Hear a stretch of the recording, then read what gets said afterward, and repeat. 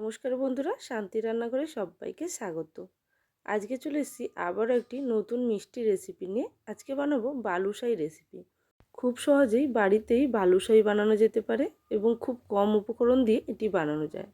তাই আজকে আমি বাড়িতে বালুশাহী বানিয়েছিলাম। খুবই টেস্টি এই রেসিপিটি বানাতে খুব বেশি উপকরণ লাগে না। কি কি লাগে চলুন তাহলে দেখে নিই। প্রথমেই লাগবে ময়দা। এখানে আমি মেজারিং কাপ পরিমাপ করে সমস্ত উপকরণগুলো নিচ্ছি। প্রথমেই আমি 1 কাপ পরিমাণে নিয়েছি ময়দা এবং একটি 1/4 কাপ পরিমাণে কাপের ময়দা নিয়েছি। এরপর অল্প লবণ এবং কিছুটা এলাচ গুঁড়ো করে দিয়ে দিয়েছি। এরপর সমস্ত শুকনো উপকরণগুলোকে ভালো মতো মিশিয়ে নেব। এবার ওই 1/4 কাপ যে পরিমাণে ময়দা নিয়েছিলাম ওই কাপেরই মেজার করে আমি ঘি নিলাম। এই বালুশাহী রেসিপিটির জন্য অবশ্যই ঘি লাগবে, তাই ঘি দিয়ে ভালো মতন ময়দাটিকে মাখিয়ে নিতে হবে। প্রথমে এটিকে চামচের সাহায্যে মাখিয়ে নিয়েছিলাম, তারপরে হাতের সাহায্যে খুব ভালো মতন এটিকে মাখিয়ে নেব। ভালো মতন যত মাখানো হবে এই বালুশাহীটি ততই খাস্তা হবে এবং ঘিয়ের পরিমাপটা অবশ্যই এই মেজার করে আপনারা দেবেন, তবেই বালুশাহীটা একেবারে দোকানের মতন খাস্তা হবে। ভালো মতন মাখানো হয়ে গেলে এখানে পরিমাপ মতো জল দিতে হবে। জলের পরিমাপটাও মেজার করে দিতে হবে। 1/4 কাপ পরিমাণ এখানে জল দিচ্ছি। এর থেকে বেশি একেবারেই দেওয়া যাবে না। যদি এর থেকে কম দিয়ে ডোটা বানিয়ে নেওয়া যায় সেটাও বানাতে পারেন। তবে আমার এখানে 1/4 কাপ পরিমাণে জল লেগেছে। এখানে আমি সমস্ত কিছু কাপ মেজার করে দিচ্ছি, তাই বালুশাহীটা একেবারে পারফেক্ট হবে। এখন আমি হাতের সাহায্যে এই জলটাকে ময়দার সঙ্গে এমনভাবে মাখিয়ে নেব, তবে খুব বেশি ডোলে ডোলে মাখবো না।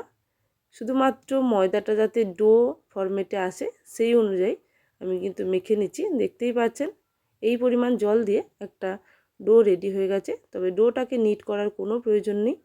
ডোটা শুধুমাত্র একসঙ্গে বাইন্ডিং হয়ে গেছে সেই পর্যায় পর্যন্ত মাখিয়ে নিয়ে হাতের সাহায্যে এইভাবে কিছুটা পিজে নিয়ে, যেভাবে আমরা তুলো পিজি সেইভাবে পিজে নিয়েছি। তারপরে এইভাবে আমি আবারও একসঙ্গে জমাট করে তারপরে ঢাকনা দিয়ে 5 মিনিট মতো রেখে দিতে হবে রেস্টে।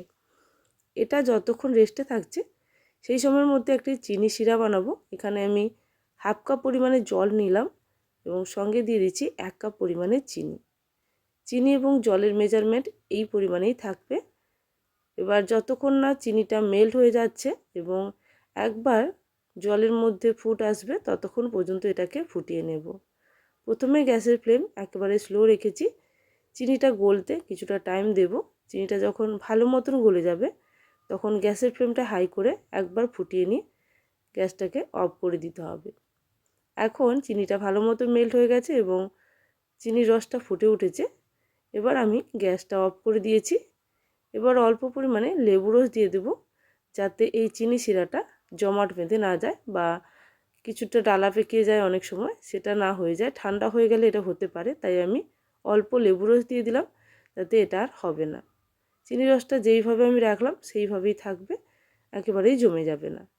আর এদিকে আমার রেস্টিংয়ে রাখা হয়ে গেছে, সেইটা আমি খুলে নিয়েছি। এবার হাতের সাহায্যে খুব ভালো মতন এইভাবে আমি লম্বাটে একটা শেপ দিয়ে একটা ছুরির সাহায্যে 4টে খণ্ডে কেটে নিলাম। এরপর এক একটি খণ্ডকে আবারও সিলিন্ডার শেপে দিয়ে দেব। তারপর হাতের সাহায্যে আবারও এইভাবে সিলিন্ডার শেপ দেওয়ার পর ছোট ছোট ডোয়ের আকারে রেডি হয়েছে, এইগুলোকে হাতের সাহায্যে বালুশাহীর শেপ দিয়ে দেব।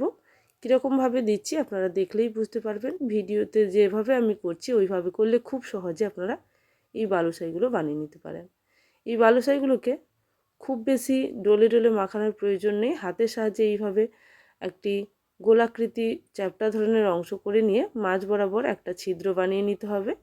তাতেই বালুশাহীগুলো ভাজার জন্য পুরোপুরি রেডি হয়ে যাবে।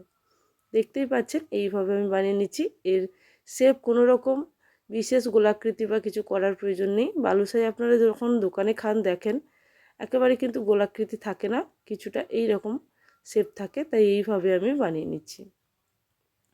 যদি এটাকে গোলাকৃতি বানাতে চান তখন মণ্ডটা বেশি পরিমাণে মাখাতে হবে এবং শক্ত হয়ে যেতে পারে। এদিকে আমার বালুশাহীগুলো সবগুলো রেডি হয়ে গেছে। এবার আমি তেলে ভেজে নেব।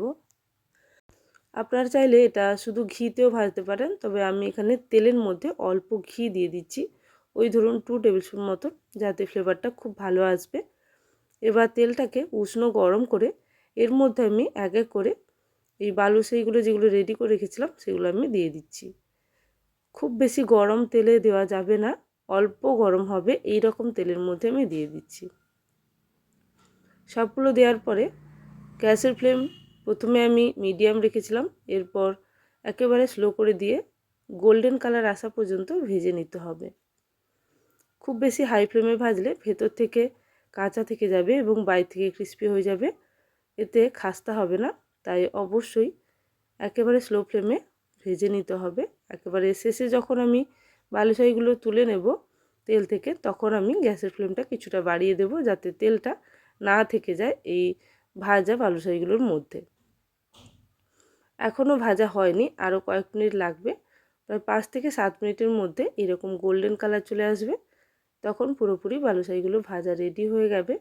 এবার আমি এগুলোকে তুলে নেব একটি প্লেটের মধ্যে। তারপর যে শিরাটা আমি তৈরি করে রেখেছিলাম, গরম গরম শিরার মধ্যে এটাকে ফেলে 1 ঘন্টা থেকে 2 ঘন্টা রাখতে পারেন। আর যদি খুব তাড়া থাকে তাহলে 5 থেকে 7 মিনিট রেখেও এটাকে খাওয়া যেতে পারে। তবে যতক্ষণ রাখবেন তত ভেতর থেকে রসালো হবে এবং টেস্টি হবে। আমি এখানে এই প্লেটের মধ্যে তুলে নিয়েছি এবং উপর থেকে রসটা দিয়ে দিচ্ছি। আপনারা চাইলে যে কড়াইতে রস আছে ওই কড়াইয়ের মধ্যেও ফেলে দিতে পারেন। রসটা এখন গরম আছে এবং ভাজা বালুশাইগুলোও গরম আছে, তাই দুটো যখন গরম থাকবে তখন রসটা শোক করতে সুবিধা হবে। এখন সমস্ত রসটা এই প্লেটের মধ্যে দিয়ে দিচ্ছি, যাতে বালুশাইগুলো পুরোপুরি ডুবে যায় এই রসের মধ্যে, এবং বেশ কিছুক্ষণ রেখে দেব যতক্ষণ না রসটা ভালো মতো শোক করে। তারপর এটিকে প্লেটের মধ্যে সার্ভ করা যেতে পারে এবং পরিবেশন করা যেতে পারে। এইভাবে আপনারা একবার বালুশাই বানিয়ে দেখুন, আশা করি আপনাদের ভালো লাগবে। যদি ভালো লেগে থাকে অবশ্যই কমেন্ট সেকশানে জানাবেন। আর যারা এখনও পর্যন্ত চ্যানেলটিকে সাবস্ক্রাইব করেননি, অবশ্যই চ্যানেলটিকে সাবস্ক্রাইব করে নিয়ে পাশে থাকা বেল নোটিফিকেশানে ক্লিক করে রাখবেন, যাতে আমার চ্যানেলে কোনো নতুন রেসিপি আসার সঙ্গে সঙ্গে আপনাদের কাছে সবার আগে নোটিফিকেশান পৌঁছে যায়। তাহলে আজকের জন্য এই পর্যন্ত, আবারও চলে আসবো নতুন কোনো রেসিপির সঙ্গে। ততক্ষণের জন্য সবাই ভালো থাকবেন, সুস্থ থাকবেন। Thank you for watching my video.